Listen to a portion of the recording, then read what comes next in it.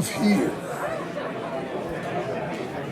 Well, we've got a group of Power Rangers, 30 years of Power Rangers history just killed in one fell swoop. Perpetrator? Well, we think it's a group called Hasbro. They've been known to milk their properties to death or ignore others until they die prematurely.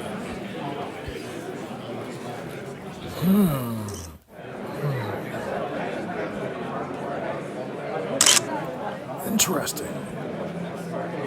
Okay, people, no press. Get the press out of here. We got another crime scene with G.I. Joe on 5th. What about motive? Money. It's always money. Well, it looks like the Rangers went from Zord to Morg.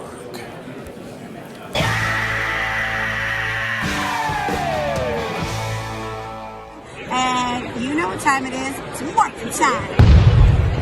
Hello, Cheapari here. Power Rangers Cosmic Fury, the 30th anniversary season of Power Rangers, wraps up the entire continuity up until this point. A huge history of westernized Super Sentai just wrapped up in a final season, the 30th season of Power Rangers, which premiered on Netflix and as we speak right now is number 7 in terms of most watched.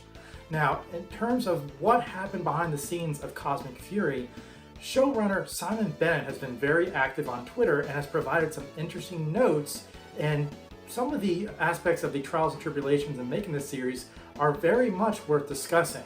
So we're going to discuss some of those challenges in terms of what has gone on behind the scenes with Cosmic Fury, and also discuss some of the other projects that have kind of morphed into what they are presumably are now. But before we get into all that, I do want to discuss a couple of things. First and foremost, a lot of this comes from 3 separate aspects. One is everything that Simon Bennett has explicitly or implicated on Twitter.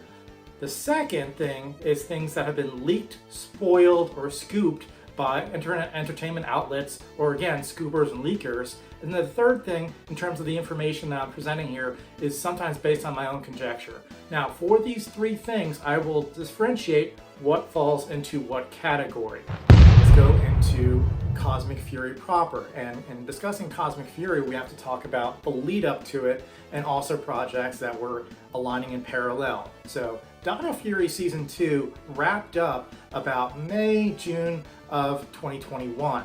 Now, when it wrapped up, the actors went their own separate ways and did other promotional projects for Dino Fury, doing interviews virtually, of course, due to COVID peaks at the time. But they spoke very openly that after these 2 seasons of Dino Fury, they firmly believed that the show was over and they were done. I believe that they've made comments since then that said that they were kind of hearing, they were reached out to by Simon Bennett and the production company back in December of 2021 into January of 2022 about reprising their roles in a 3rd season of Dino Fury. But they firmly believe that they were done before that point. They went on to other projects for a good 7 months or so. So if Dino Fury Season 2 was originally intended to be the ending, would it have ended in a cliffhanger? You've got Illuminati, the news outlet, that has identified that they firmly believe that an alternate ending may have been filmed that gave more closure. So that's very interesting to think about, that Dino Fury may have been the end, Season 2, that ending would have been it. And when you kind of think about it, you had kind of the same similarities to what, I'm going to give out spoilers here, so for those that have not seen Cosmic Fury, the entire series, please tune off now, but I'm going to be giving out major spoilers. Okay? So with that being said, Cosmic Fury ends with Lord Zedd kind of being stuck in this nightmare loop, almost like a prison of his own creation. He doesn't die, he's not, doesn't get killed off by the Power Rangers in a final battle, he gets tricked. So, Lord Zedd, or Master Zedd, is in a kind of prison. And then you also have Zato that has kind of elevated into a new form. And if you look at Dino Fury Season 2, due to some dialogue changes, it's very possible that that series could have ended in the same way. And we're very cyclical in terms of how Dino Fury Season 2 ended and how Cosmic Fury ended. So very interesting to think about in terms of how they kind of just extended and maybe even tweaked the ending to be more open-ended in Dino Fury Season 2 with an alternate ending to leave it open for what would become Cosmic Fury, the series. So while they're writing the series, finishing up, checking with the actors in terms of their availability and re-signing them for Dino Fury Season 3, and again would become Cosmic Fury, another thought came into play, and that was a legacy project that became Power Rangers Once and Always, bringing back the entire Mighty Morphin cast. Now, there's a lot of controversy that came over this project, as we've come to learn, and this would impact what would be decided with, or to some degree, what would happen with Cosmic Fury. So, when Dino Fury was conceptualized, Simon Bennett has identified that it was always the intent to get a legacy character, specifically Billy, to be in that series. So it was written to have Billy incorporated throughout the entire series, independent of what happened with Once and Always, which was written afterward. So Dino Fury Season 3 / Cosmic Fury was written first before they started thinking about Once and Always. So once this Cosmic Fury series was written and they started conceptualizing Once and Always, what happened there?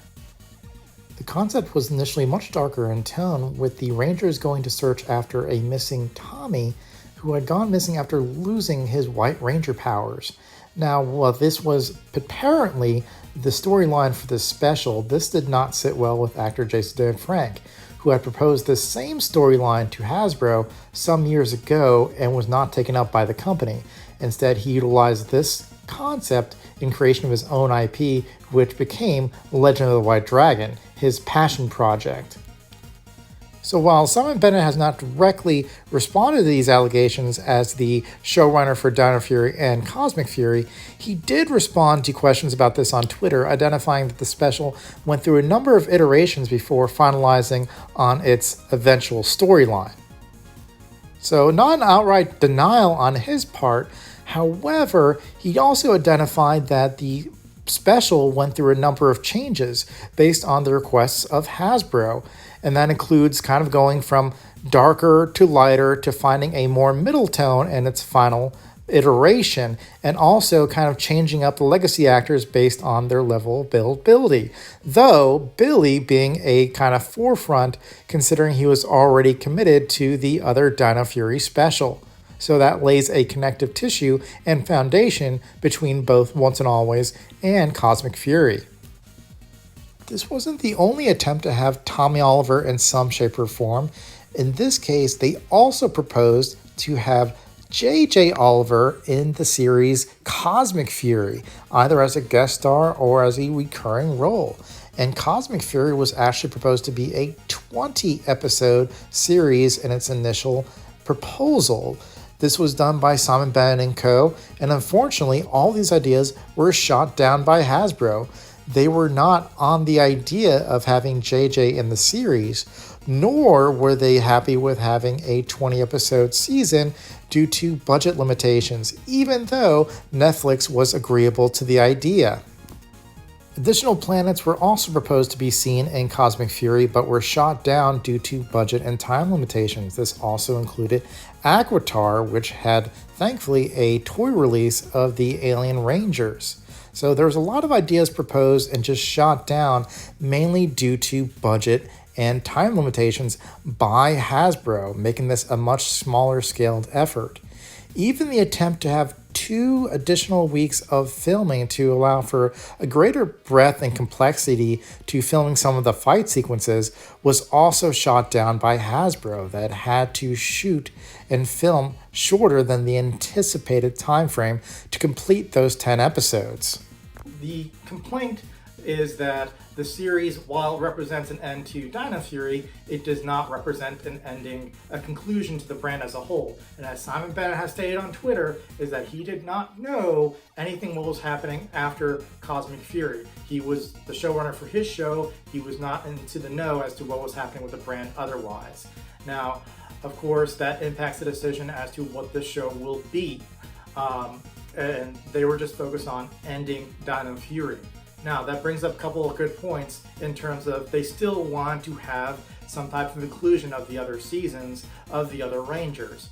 And there were pushbacks and limitations and complete hard stops from Hasbro, as Simon has identified on Twitter. There are a couple things that they tried to do. In the series, you've got the Power Rangers from other seasons that are discussed to have been locked up in Lord Zedd's invasion, put into prisons, and there's discussion about bringing these Rangers back into the show, at least in their suits, not necessarily the actors, breaking out of the prisons. And they had, as Simon identified, they could easily get the suits. They had those suits available. What happened was that Hasbro came in and said, due to budget and scheduling limitations, they were not permitted to go about doing that.